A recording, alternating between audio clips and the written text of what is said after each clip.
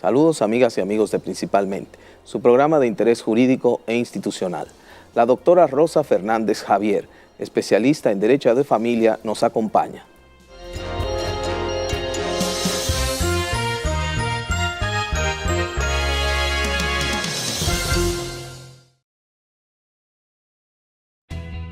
Desde el 1989, Seaboard se convierte en la primera generadora privada de energía de República Dominicana. En el 2012, reemplaza sus unidades de generación por la unidad Estrella del Mar 2, que opera con gas natural como combustible, armonizando con el medio ambiente y poniéndose a la vanguardia en la producción de energía limpia. Seaboard, comprometidos con la satisfacción de sus clientes, el desarrollo nacional y el medio ambiente.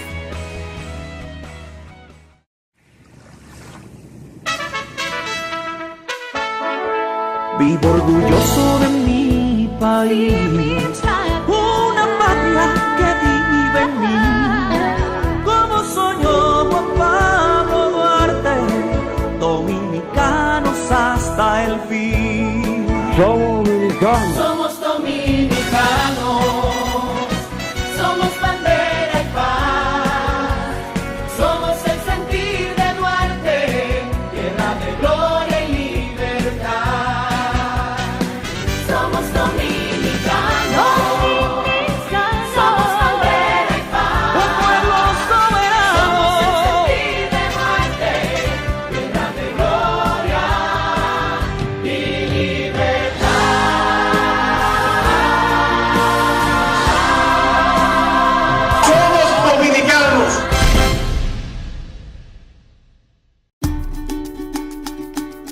Soy Francisco Núñez, tengo 40 años y soy dominicano.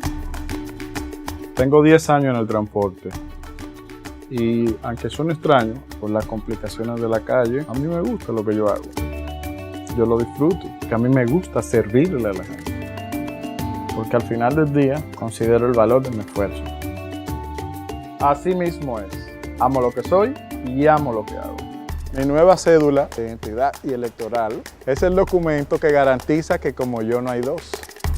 Como tú, no hay dos. Cambia tu cédula.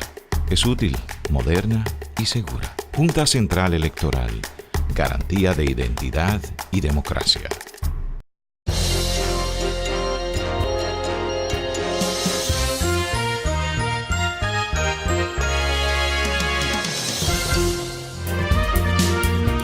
Saludos amigos de Principalmente.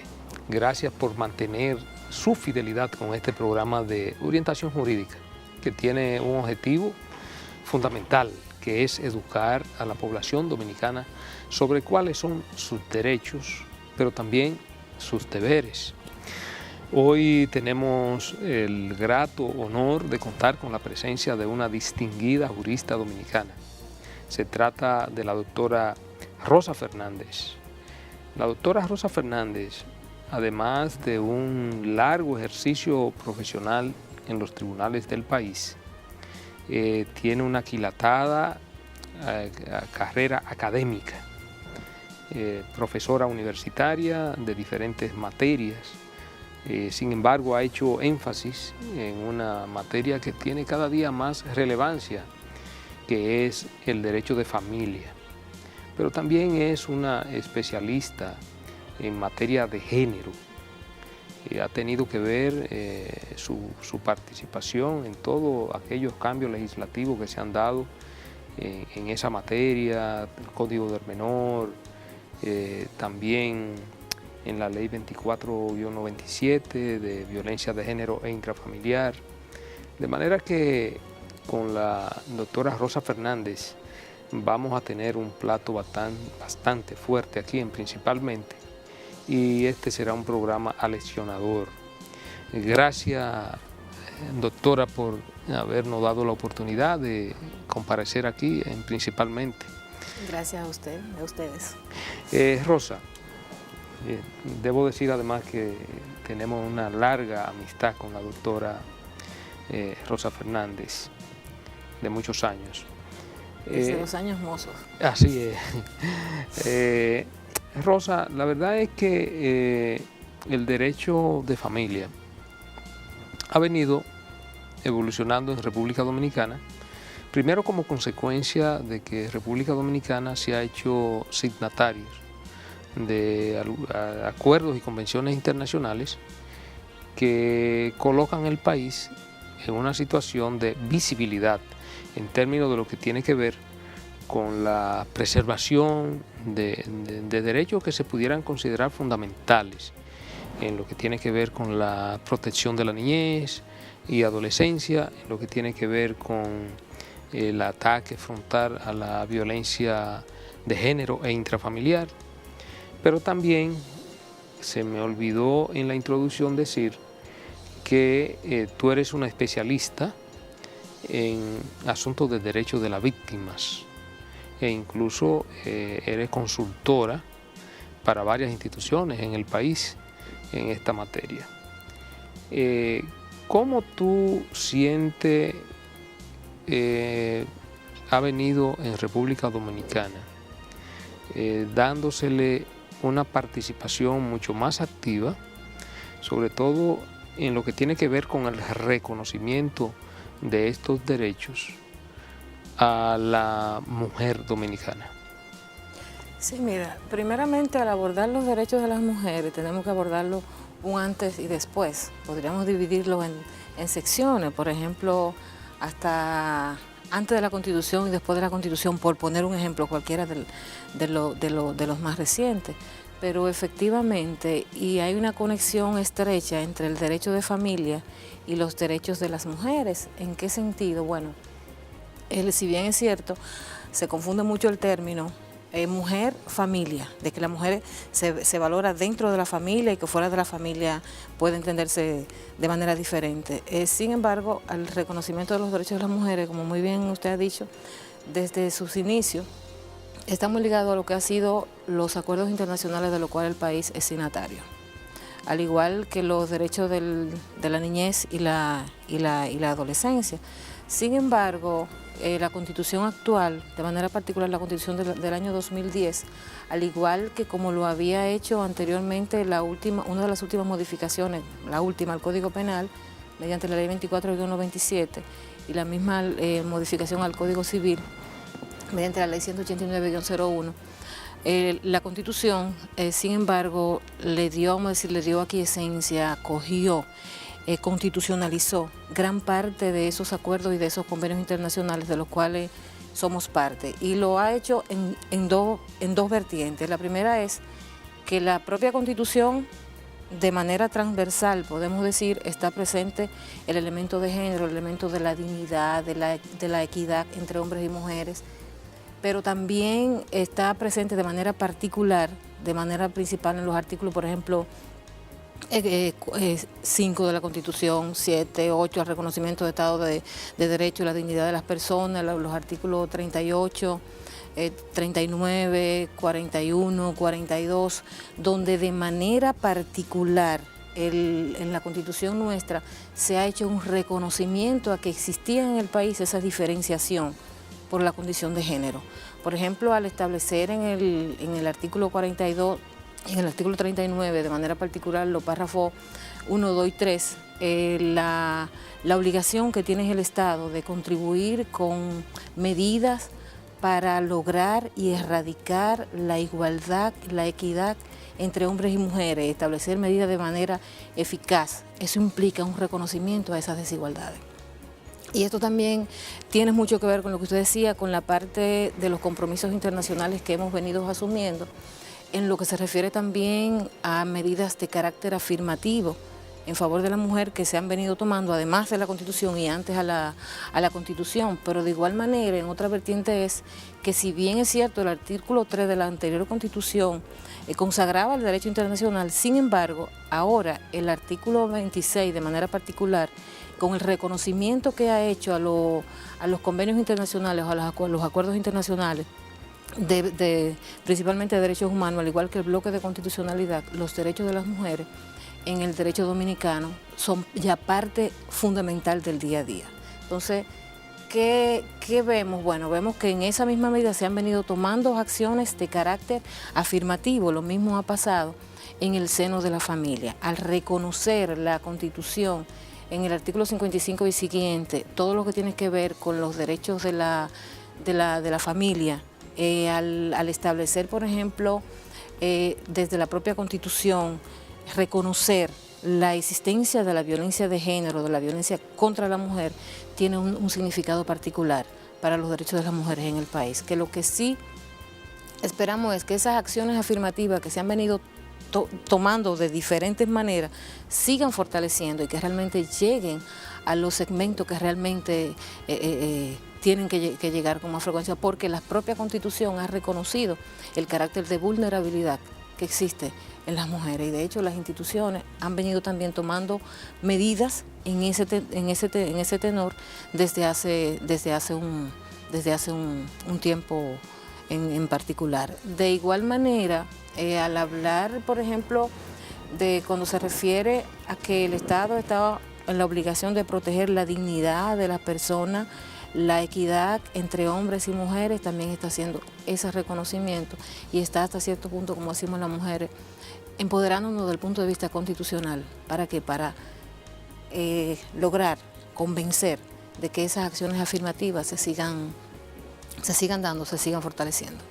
Ciertamente, podría decirse que la Constitución de 2010, Rosa, tiene una clara vocación igualitaria en el ámbito de hombre y mujer. Incluso en el propio lenguaje se nota, claro, a veces, sí, para ser presidente o presidenta, claro que sí. Usa expresamente los términos usando el femenino, ¿no? Sí. Para resaltar eso y la regulación de la igualdad. Junto con la Constitución, también los tribunales dominicanos han ido poco a poco reconociendo esta igualdad. ¿Cómo tú valoras así en términos generales los avances que hemos tenido en ese ámbito? Mira, yo te diría que de manera muy, muy positiva, porque de hecho eso implica, el lenguaje androcéntrico ya ha ido quedándose un poco detrás, y ese reconocimiento implícito que se da de manera expresa en la Constitución, pero que también viene dándose en las leyes que se han venido modificando en los últimos tiempos. El Código de Niños, Niñas y Adolescentes, de manera particular, también lo hizo desde el año 2003 y anteriormente en el año 94. Entonces realmente han sido avances muy positivos, visibilizar la condición de la mujer. No por su condición de género, sino dentro de esa equidad que existe entre hombres y mujeres, y sobre todo el aporte, la valoración que viene haciendo la mujer, que ha hecho desde siempre, pero que sin embargo todavía hasta la década de los 90 las mujeres aparecíamos en el Código de Trabajo, por ejemplo, en el trabajo de las mujeres y los menores. Hasta en 1997 la mujer existían unas exclusiones cuando se trataba, por ejemplo, de golpes y heridas relativos a la mujer. Sin embargo, desde el año 1997 se reconoció, se instituyó lo que tiene que ver con la violencia de género, la violencia doméstica, la violencia intrafamiliar. Desde el mismo sistema de justicia se han venido tomando acciones muy positivas, por ejemplo, lo que tiene que ver con el trato particular que se da a los casos de violencia contra la mujer, violencia de género. Y también puede verse dentro de las resoluciones que ha emitido la misma Suprema Corte de Justicia en lo que se refiere a los derechos de las víctimas, y dentro de las víctimas la particular atención que se le da a la mujer víctima de violencia, y que en esto también el magistrado, en su rol de procurador, fue el creador del Departamento de Atención a Víctimas de la Procuraduría General de la República, donde al día de hoy tiene un alto porcentaje de los casos que se manejan, tienen que ver están vinculados a violencia de género, a violencia contra la mujer. De la misma manera, la propia Constitución, la misma ley de cuotas de los partidos políticos, y que la Constitución la ha acuñado y ha reconocido esa diferencia y ha establecido en el artículo 39, párrafo 4, si mal no recuerdo, la necesidad de que desde los partidos políticos, desde la sociedad, se lleve esa paridad, esa equidad que debe existir entre hombres y mujeres. Yo entiendo que sí, que se han venido dando avances y que la sociedad está más sensible al tema, y que las mujeres estamos reclamando, empoderándonos aún más y se está bien dando ese reconocimiento de manera paulatina. Pero es necesario, es importante seguir trabajando, seguir fortaleciendo todos estos procesos, inclusive desde el mismo caso tuyo cuando estuviste en la escuela del Ministerio Público, que se trabajó mucho lo que tiene que ver con el programa de equidad de género como una asignatura particular en el proceso de formación de los fiscales. Entiendo que también han sido elementos muy positivos. La misma Escuela de la Judicatura en lo que ha venido trabajando con el tema de equidad de género en la formación de jueces y juezas también. Las universidades en particular, aquellas universidades donde existe, por ejemplo, la maestría en Derecho de Familia, hay un módulo que tiene que ver con equidad de género. De hecho, tú te vas a las universidades y te vas a encontrar que un alto porcentaje de las matrículas, aún en carreras tradicionales como es la carrera de Derecho, son mujeres. Entonces, son avances que han venido dándose y que poco a poco van teniendo sus frutos. Lo mismo ha ocurrido, por ejemplo, en el caso que todavía algunos lo ven, bueno, ¿por qué? ¿Por ser condición de mujer? No. Lo ideal sería de que no sea necesario ya de que existan esas leyes de cuota, de que existan esos porcentajes. Sin embargo, tenemos que reconocer el carácter de vulnerabilidad que todavía la propia Constitución lo establece y de hecho lo ha reconocido, que tiene la mujer por su condición de mujer. Entonces, son acciones de carácter afirmativa que se dan a todos los niveles y que sencillamente, cuando me refiero a acciones de carácter afirmativa, son medidas que se toman de carácter provisional hasta tanto desaparezca esa situación, hasta tanto desaparezca esa desigualdad que de hecho sigue existiendo y sigue permeando la sociedad dominicana. No obstante, los grandes esfuerzos que hemos venido haciendo, de manera particular, yo te podría decir en los últimos 15 años, se ha venido trabajando bastante en ese tema. Una cuestión que hace algunos días el Procurador General de la República, Francisco Domínguez Brito, mencionaba, que entendía que no habían progresado significativamente en lo que tiene que ver con la protección de la violencia en contra de la mujer. Y no sé qué opinión le merezca a usted esa consideración del Procurador General en torno a este tema. Mira, si lo dice el Procurador, y de hecho la Procuraduría, reitero, ha venido enfatizando y trabajando. Que lo dijo por el número de víctimas que habían. Sí, por el número de víctimas que se da día a día. Sin embargo, no debemos olvidar de algo. O sea, las violencias en sentido general es parte de la sociedad. Sin embargo, la violencia contra la mujer tiene particularidades. ¿Qué ha pasado con las mujeres? Todavía la sociedad dominicana, muchos hombres, se mantiene el criterio de ese carácter de subordinación, que resulta ya las mujeres, como nos sentimos iguales, porque de hecho producimos desde el punto de vista económico, formamos parte de todas las instituciones, entonces hay cosas que ya no estamos en condiciones de seguir tolerando. Entonces, ¿qué ha resultado? Que de una manera u otra las mujeres hemos venido creciendo, hemos venido trabajando en ese sentido. Sin embargo, un sector de la población, un sector masculino, no ha asumido ese proceso de manera igual. Por ejemplo, si nos ponemos a ver cómo y cuándo se dan las violencias, la violencia, los feminicidios en contra de la mujer, viene regularmente cuando yo decido romper una relación de la cual ya yo no quiero seguir siendo parte. ¿Qué resulta? El varón no acepta ese rompimiento. ¿Por qué no lo acepta? Porque culturalmente se sigue entendiendo y se sigue creyendo que quien toma la decisión de dejar una relación no es la mujer, es el hombre. Pero ¿qué resulta? Cuando una mujer decide ponerle término a una relación, pues bueno, vamos a suponer, todavía culturalmente se entiende que el varón es de la calle y puede hacer determinados actos y que la mujer está obligada o condicionada para aceptarlo. Ya las mujeres no estamos en esa disposición. Entonces, ¿qué ha resultado? Que todos estos cambios que se han venido dando, tanto frente al hombre como frente a la mujer, culturalmente hay segmentos de la población que no lo han asimilado. Entonces, lo que dice el procurador, yo entiendo que sí, que tiene mucha razón, porque ya, yo recuerdo que en el año 97, cuando trabajamos con la modificación al Código Penal, lo que tiene que ver con la violencia doméstica, violencia intrafamiliar, violencia contra la mujer, estábamos en una situación similar y se usa a nivel de medios de comunicación. Entonces, hoy día nos sentimos todas y todos muy preocupados porque entendíamos que a esta altura de juego en la sociedad dominicana ya se iban a seguir dando estas situaciones, pero no con el auge que se tiene al día de hoy. Entonces, ¿qué resulta? Bueno, yo entiendo que las autoridades y de manera particular el Ministerio Público tiene que seguir haciendo énfasis en ese tenor y de hecho en la propia Constitución también se reconoce esto. La ley orgánica del Ministerio Público también lo reconoce. Por ejemplo, el artículo 169 y 177 de la Constitución hacen énfasis particular en las víctimas. Ahora, ¿quiénes son las más vulnerables dentro de esas víctimas? Son las mujeres.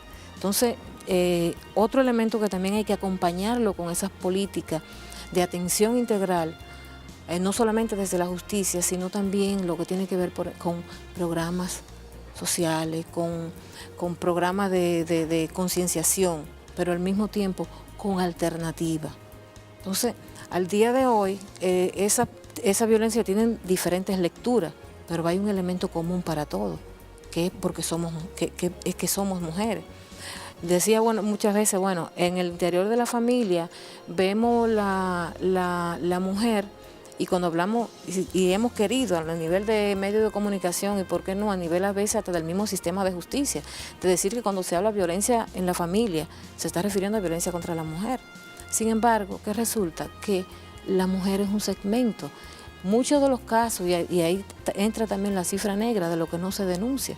O sea, hay un alto índice y cuando una mujer llega a denunciar a las autoridades es porque ya ha pasado el ciclo de la violencia y que la sociedad no le ha dado respuesta, la familia, recurrió a la familia, no le ha dado respuesta.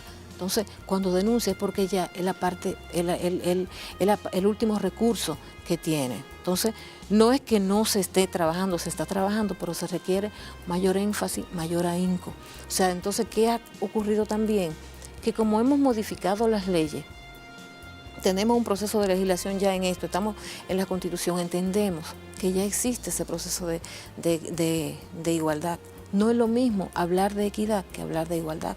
Y por eso se sigue haciendo énfasis en la necesidad de tomar todas las medidas del lugar para que se llegue a esos niveles de equidad que realmente se deben darse y en lo que deben empoderarse tanto el hombre como la mujer. Entonces yo no me atrevería a decir así a ciencia cierta que hemos fracasado.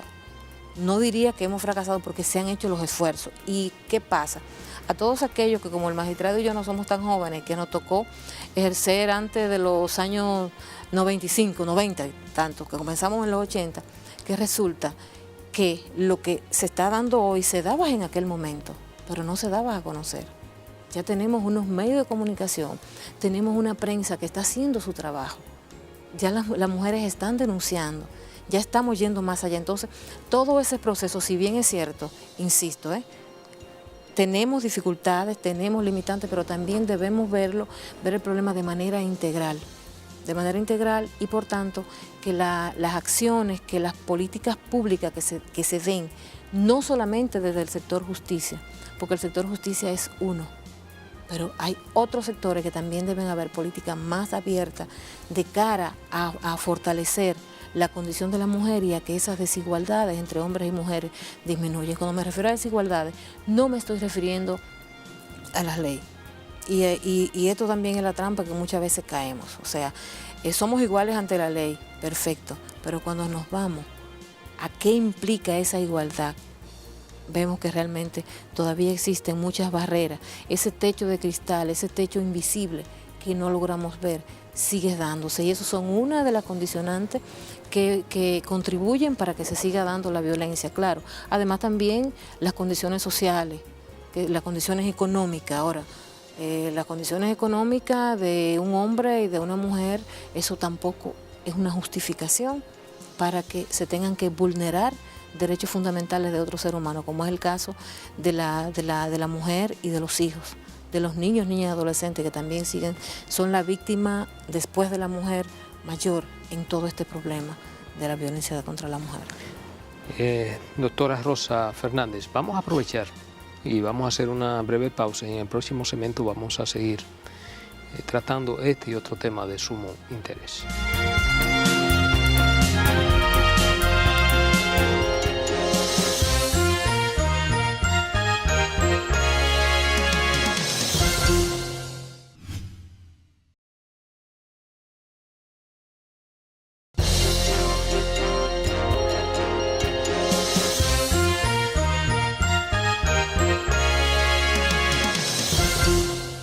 Seguimos, amigos, principalmente hoy con la presencia de la doctora Rosa Fernández, una especialista en Derecho de Familias, una profesional con una larga trayectoria en el ejercicio del derecho en República Dominicana, pero también con un largo y proyectado ejercicio académico.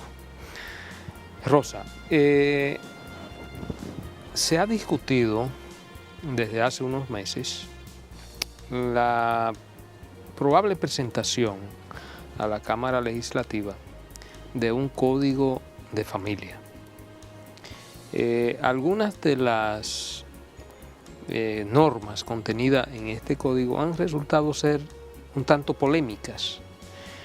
Muchos civilistas la contradicen en el sentido de que hay aspectos de lo contenido en este proyecto de código de familia que a veces chocan con normas del Código Civil Dominicano, un código que viene desde el año 1889 aquí en República Dominicana, pero que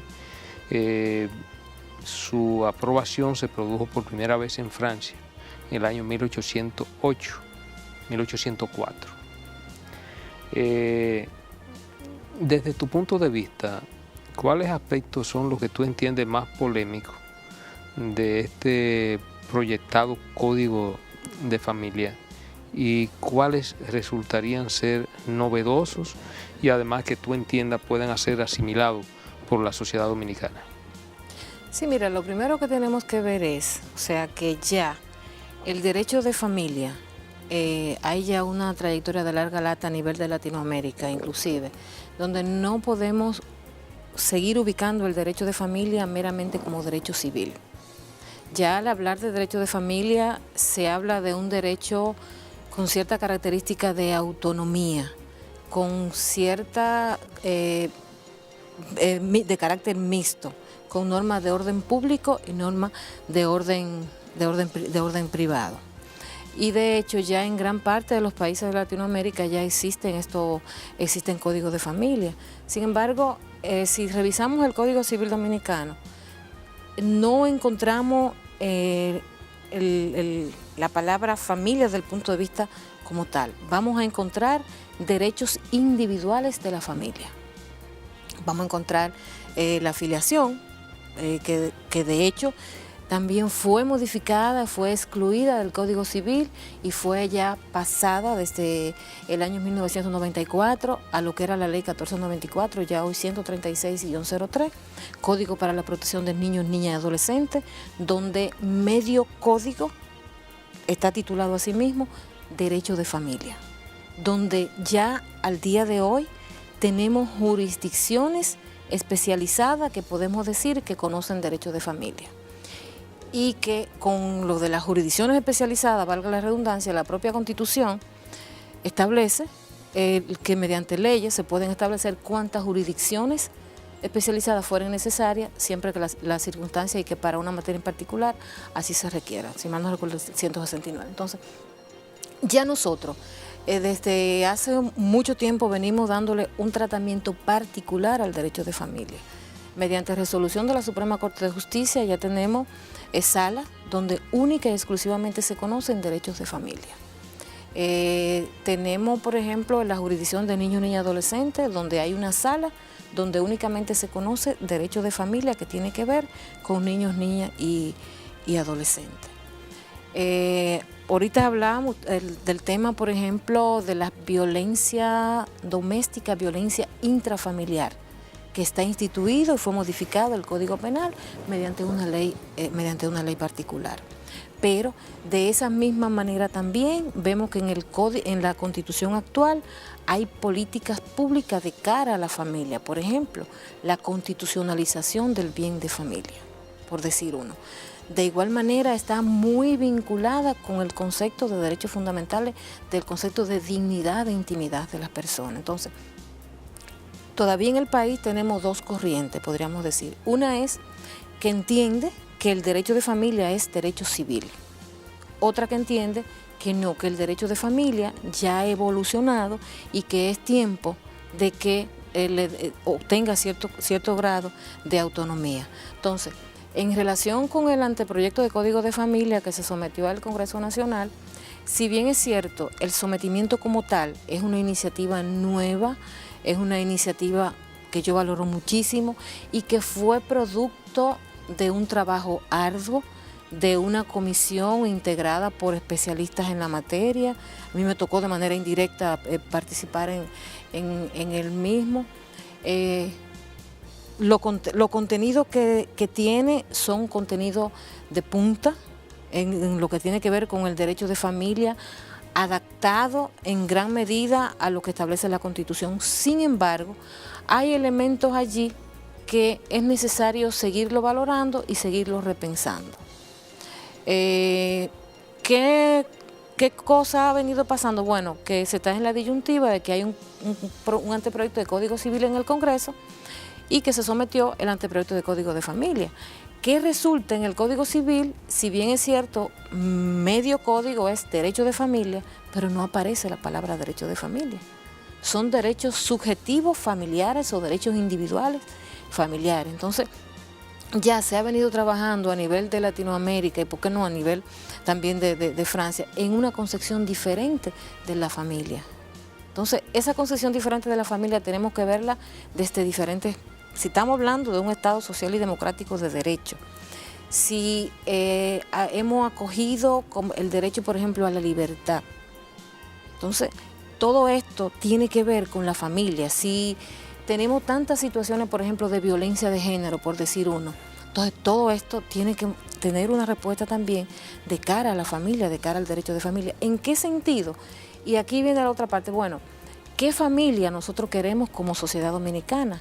La familia que tenemos, la familia autoritaria, la familia que genera violencia al interno de la familia, o una familia de corte más democrático. Entonces, en ese sentido, como todo, hay situaciones, hay artículos que han resultado contradictorios, hay otros que se entiende que se disminuyen ciertos derechos, pero entiendo que la iniciativa ha sido buena y que fue muy inteligente el retirarlo nuevamente para valorar aquellos aspectos que son los menos, con los cuales se entiende que pueden haber determinadas contradicciones. Evidentemente que en el caso del derecho de familia se da lo que ocurre con las materias que son objeto de codificación, que el código tiene la ventaja de recoger en un solo cuerpo los diferentes aspectos y dar un tratamiento integral y armónico, ¿no? Que eso de la idea del código de familia, tal como dices, se ha dado ya en otros lugares. Sí. Pero entre los puntos discutidos, a propósito de la familia, en la Constitución está el tema del matrimonio. Sí. Y yo recuerdo que una de las críticas que se hicieron al proyecto era porque no daba, aparentemente no habría la posibilidad para un tema que ha sido de mucha discusión en los últimos años, que es el matrimonio entre personas del mismo sexo. Y la definición o la concepción constitucional de la familia, o la preferencia que da la idea del vínculo entre un hombre y una mujer. ¿Cómo tú valoras esas críticas, o tú crees que son fundadas? Mira, en primer lugar, querramos o no querramos, la Constitución norma. Y la Constitución te establece en el artículo 55 que el matrimonio es entre un hombre y una mujer.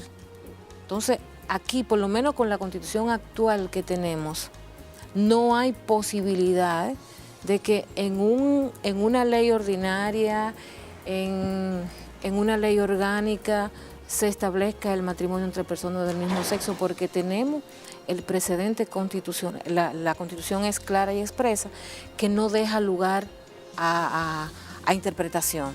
Dice entre un hombre y una mujer. ¿Qué ha resultado? Hay países donde sencillamente habla del matrimonio entre dos personas. Al no ser específico entre un hombre y una mujer, da lugar a que se pueda dar el matrimonio entre personas del mismo sexo. En el caso nuestro, con el artículo 55 de la Constitución actual, que norma todo lo que tiene que ver con la parte del derecho de la familia, eso por ahora no es posible. Sin embargo, lo que ha pasado aquí ha pasado en otros lugares, y de ahí viene que tenemos que seguir viendo el derecho de familia ya de manera diferente. Ha pasado también en otros lugares. Se han dado precedentes constitucionales en ese sentido. Aquí no puede dar un precedente en contra de la Constitución. Entonces, por ese lado, no hay lugar a que pueda pasar, desde el punto de vista constitucional, un anteproyecto que genere, que establezca el matrimonio entre las personas del mismo sexo. Sin embargo, y en esto trato de ser lo más objetiva posible. O sea, mis principios son mis principios, pero yo con esos principios yo no se los puedo imponer a todo el mundo. No sé si me doy a entender. Entonces, ya cuando tú me preguntas mi valoración en ese sentido, te decía, bueno, la libertad del ser humano, el derecho del ser humano a decidir. Entonces, tenemos que verlo dentro de su valoración, dentro de su condición de persona, su condición de ser humano. Entonces, ya entiendo que está dentro de las valoraciones que puede tener cada ser humano ahora, siempre y cuando sea dentro de las normas y dentro de lo que establece el derecho en ese sentido. En el caso nuestro, por ahora, desde el punto de vista de la Constitución, no es posible. Socialmente, entiendo que no hemos llegado todavía hasta esa etapa de evolución cultural y de evolución del desarrollo. Quienes han abierto esta crítica, tal vez tengan razón. Estamos en una sociedad democrática y la tolerancia es fundamental. Entonces entiendo que por el derecho de la preferencia sexual que tenga una persona no es motivo de destierro ni mucho menos, porque es parte de su individualización, de su derecho a decidir y es parte de la tolerancia en una sociedad democrática. Una pregunta que está de alguna manera vinculada a lo que le ha formulado Ramón es el tema. La Constitución también regula las familias monoparentales. Sí. Cabría preguntarse si dentro de la previsión constitucional cabe la posibilidad de que esa familia puede estar conformada por personas de una orientación sexual, digamos, de aquella a la que la misma Constitución plantea prohibición de unión. O sea, no ya la unión entre personas del mismo sexo, sino la posibilidad de que personas del mismo sexo puedan constituir no la unión, sino la familia como tal. Bueno, de hecho la Constitución del 2010 lo que hizo fue, ya en la ley 136-03, en los artículos 62 y siguientes, si la memoria no me falla, establece lo que es una familia. Y te habla de familia, madre solo, madre con sus hijos e hijas, y te establece la familia monoparental. Lo que ha hecho la Constitución es llevarlos a ese grado. Ahora, hay situaciones que por más que querramos legislar al respecto, escapan del control del legislador y de las instituciones en sentido general. ¿En qué sentido? Bueno, tú te refieres a la familia monoparental, o sea, de hecho en el país está establecida la adopción entre unipersonal.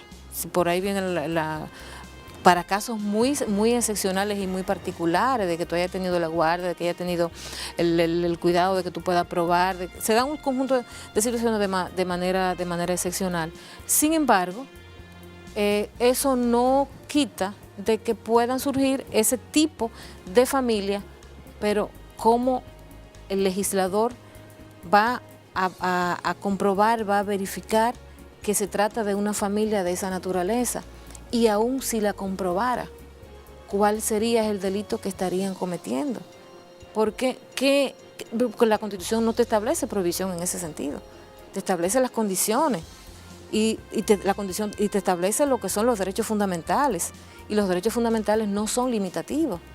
O sea, sencillamente son la tabla rasa que llegan más allá. Entonces, ¿qué mecanismo de control tendríamos para eso? O sea, siempre se van a abrir esas brechas. Y a veces yo pienso, bueno, pero tenemos muchos temores. Por ejemplo, yo recuerdo que a mí dentro de mi ejercicio profesional me ha tocado cuestiones muy dolorosas, muy difíciles. Por ejemplo, donde una pareja que ya han procreado 5 hijos, sencillamente viene el divorcio. ¿Por qué viene el divorcio? Porque uno de los dos tiene una preferencia sexual diferente. ¿Y de qué manera tú te enteras? Inclusive, una ocasión muy dolorosa donde el hijo adolescente fue testigo de esto. En otra ocasión donde la propia mujer lo encuentra. Entonces, si hacemos esas reflexiones y lo vemos en función de la familia como tal, en función de la sociedad, ¿qué daña más a la familia como tal? Esa familia ya de 5 hijos, dentro de la cual habían 4 varones y una hembra, que en la época plena de su adolescencia, entre los 18 y los 10 años, descubren que su padre es homosexual. ¿Y de qué manera lo descubren? O aquella persona que decidió desde el principio una preferencia sexual diferente, y como se han dicho, salió del closet. O sea, que ahora, eso también hay otra parte que viene dándose. O sea, de la misma manera en que quien es heterosexual no le echen la cara al otro que es heterosexual, tampoco podemos promover una cultura de la homosexualidad. Ahí sí en eso entiendo que debemos tomar medidas, pero medidas ¿de qué punto? Educativas, culturales. O sea, son temas que son muy delicados y que son muy espinosos y que a veces uno mismo referirse a esto resulta porque se te interpreta una cosa y otra, pero son realidades que están ahí y que por más que nosotros querramos mis principios, mis valores, yo no puedo imponérselo a los demás. Ahora, ¿qué hace el legislador? Normar, ¿pero para qué? Para una mejor convivencia social. Entonces, tenemos que verlo desde diferentes puntos de vista. Pero eso siempre es posible que se dé. Muy bien. Vamos a aprovechar, profesora Rosa Fernández, para hacer una breve pausa y en el próximo segmento seguiremos con otro tema de sumo interés.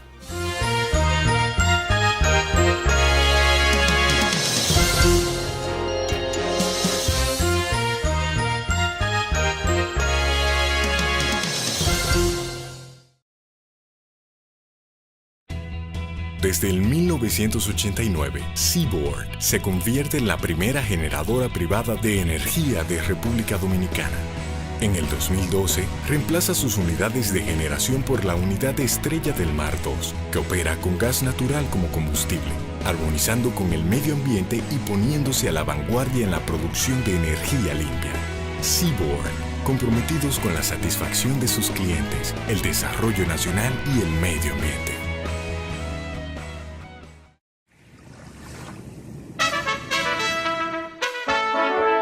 Vivo orgulloso de mi país, una patria que vive en mí, como soñó Juan Pablo Duarte, dominicanos hasta el fin. Somos dominicanos. Somos dominicanos, somos bandera y paz, somos el sentir de Duarte, tierra de gloria y libertad. Somos dominicanos, somos bandera y paz, Un pueblo soberano. somos el sentir de Duarte, tierra de gloria y libertad.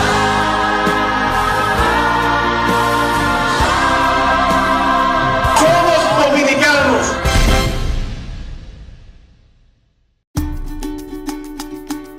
Soy Francisco Núñez, tengo 40 años y soy dominicano. Tengo 10 años en el transporte y aunque suene extraño por las complicaciones de la calle, a mí me gusta lo que yo hago.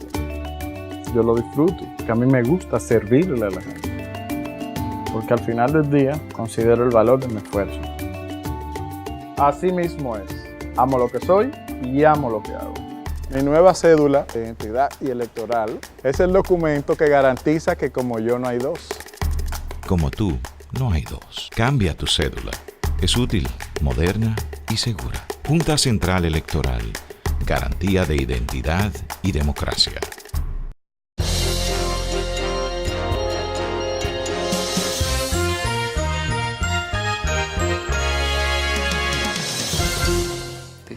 Hoy contamos con la grata presencia de la profesora Rosa Fernández.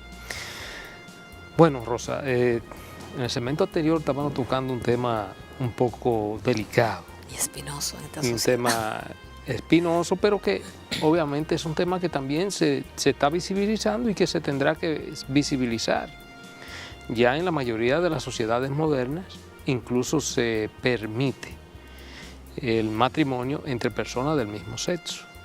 Incluso aquí hay juristas que dicen que independientemente de que la Constitución establece que el matrimonio en República Dominicana tiene que ser entre un hombre y una mujer, interpretan algunos juristas que no prohíbe el matrimonio entre personas de un mismo sexo. Y ciertamente de manera taxativa no lo prohíbe. Dice cuál es la regla. La regla en República Dominicana, de acuerdo con nuestra Constitución, es que una familia, un matrimonio, se constituye entre un hombre y una mujer, es decir, entre parejas heterosexuales. Sin embargo, deja esa brecha. Todavía no se ha presentado el caso, que usted sepa, de que una pareja homosexual o lesbiana se presente ante un oficial del Estado Civil con todo el derecho que ellos entiendan para que ese oficial del Estado Civil proceda a casarlo. Casi seguro que el oficial del Estado Civil se va a negar a producir ese matrimonio. Ahora, yo le pregunto, ¿y si esa pareja decide recurrir en amparo ante un juez porque entiende que se le han vulnerado derechos fundamentales, como es el derecho que tienen ellos a convivir, a llevar una vida en comunidad? Sí, mira. ¿Qué pasaría? Por eso le decía ahorita, le hice énfasis en el Tribunal Constitucional y le decía, con las condiciones actuales muy difícil ahora, y también le decía, los derechos fundamentales no son limitativos. Entonces, ¿qué resulta? Que si se presentara esa situación y esa pareja podría alegar perfectamente que le están vulnerando su derecho a formar una familia. Podría alegar que se le está vulnerando el derecho a decidir sobre su propio cuerpo. O sea, y son derechos fundamentales que se tienen. Claro, el oficial de Estado Civil no lo va a casar porque el matrimonio va a ser nulo, va a ser una causa de nulidad por uno de los requisitos de fondo que existen que debe darse para el matrimonio. Y es que la ley 659 establece que para que el matrimonio se dé, deben de ser, por ejemplo, entre los requisitos fundamentales está que sea entre un hombre y una mujer, que no sean parientes hasta el tercer grado, cuarto grado inclusive, que no estén casados y que tengan capacidad jurídica. Entonces, si eso se da y esa pareja recurre mediante un amparo al Tribunal Constitucional, habría que esperar qué decide el Tribunal Constitucional. Ahora bien, si se va a la interpretación estricta de la Constitución, podría favorecerlo, podría. Ahora, ahí entra la otra parte, lo que tiene que ver con el ser juez de un Tribunal Constitucional. O sea, porque ¿qué es lo que es el tribunal? Es el garante, y es el garante de un Estado social y democrático de los derechos de las personas. Entonces, por eso me refería ahorita, hasta dónde mis valores yo tengo que imponértelo a ti. Entonces, el juez constitucional es un juez que va a interpretar la Constitución, a interpretar las leyes de cara a ¿qué? Al derecho fundamental de la persona. Es lo que debe ser. Y es lo que establece la propia Constitución en cuanto a la interpretación. Entonces ya si eso ocurre, va a depender mucho de la decisión que tome el Tribunal Constitucional. Ya ahí no podría decir qué va a pasar porque van a incidir varios factores. Y al final, la decisión que toma el Tribunal Constitucional, ya esa sabremos qué podría pasar. Pero sí puede darse, tendrían todo el derecho del mundo de hacer su amparo. Y podrían recurrir también ante otras instancias para reclamar ese derecho que se le está vulnerando ahora. Por más signatario que seamos, la Constitución está ahí, va a depender de esa interpretación que se le da a la Constitución. Otro tema en discusión siempre cuando se habla del matrimonio entre personas del mismo sexo tiene que ver con algo que de algún modo ya tangencialmente se tocó, que tiene que ver con las adopciones. Hay casos, por ejemplo, si no recuerdo mal, en México, en el Distrito Federal, hubo algún caso sobre una adopción que hizo una pareja que convivía, digamos, como una unión entre personas de un mismo sexo. Y hay toda una discusión acerca de eso. Esos son de los puntos que se controlan actualmente en la legislación dominicana. O sea, una persona con preferencia sexual definida abiertamente como homosexual, lesbiana, puede pretender que le sea aprobada una adopción. Mire, en primer lugar, la adopción está arreglada, y está arreglada con los convenios internacionales de adopción que existen, principalmente con el Convenio por los Derechos del Niño y Adolescente, y está arreglada también en la Ley 136-03. Y los requisitos para la adopción son claras. Te dice que pueden adoptar, que existe la adopción conjunta y la adopción individual. La adopción conjunta es aquel que se da entre personas unidas consensualmente y entre personas casadas. Sin embargo, para el caso de las adopciones unilaterales o individuales, la ley establece varios requisitos. Uno de ellos es, bueno, de que la persona haya tenido la responsabilidad del niño, niña o adolescente, que pueda aprobarlo y que tenga la condición de ser padre o madre de familia. Está arreglada, por ejemplo, para la adopción internacional. No se permite adopción internacional entre personas unidas consensualmente. Tienen que estar casadas, menos aún adopción individual de manera internacional. A mí me ha tocado y realmente es sencillo, la ley lo establece. Sin embargo, Ramón, ahí se va a dar otro elemento. O sea, tú no tienes tu preferencia sexual en la cara. Entonces, ahora, también la ley es bastante clara y el proceso de adopción es muy estricto, podríamos decir.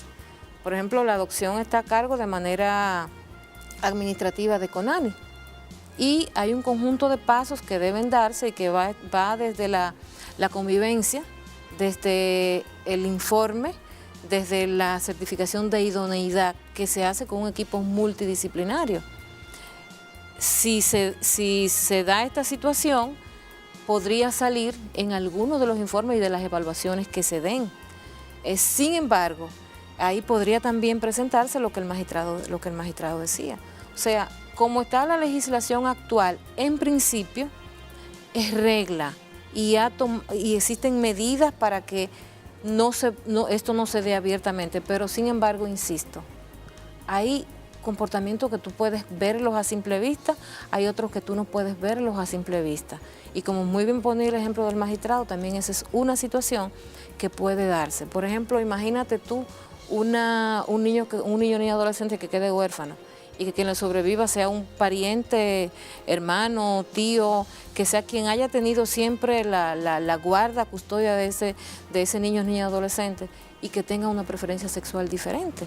O sea, si esa persona que ha tenido esa guarda desde que el niño nació y solicita una adopción y se le prohíbe la adopción por su condición de preferencia sexual, ¿qué pasaría?